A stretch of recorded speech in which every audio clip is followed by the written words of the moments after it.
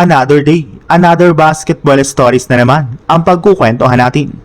At ngayon nga ay pag-uusapan natin ang balitang problemado nga po ngayon ang Golden State Warriors at ang latest update sa pagbababalik ng Los Angeles Lakers kay Anthony Davis.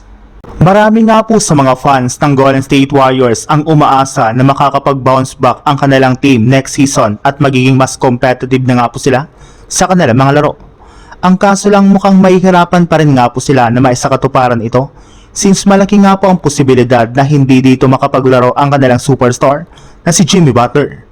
Since nga po nagtamo pa lang ito ng ACL injury ay malaki nga po ang tsansa na hindi siya makapaglaro sa buong regular season sa susunod na taon. Hindi rin naman nga po biro ang natamo nitong injury, gayong kaparehas rin naman nga po ito nang nangyari kay Kyrie Irving na naapilitan na hindi makapaglaro ng halos isang taon. Kaya inaasahan nga po na ganyan rin ang mangyayari kay Jimmy Butler sa kanilang magiging kampanya.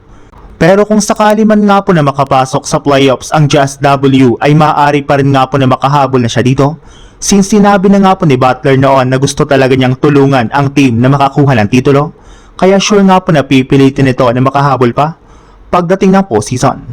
Sa ibang balita naman, alam nga po ninyo na wala nga pong balak pa ang Lakers na pabalikin pa sa kanilang lineup ang kanilang center na si DeAndre Ayton. Kaya ang pinaka-prioridad nga po nila ngayon ay makakuha ng bagong big man sa darating na offseason.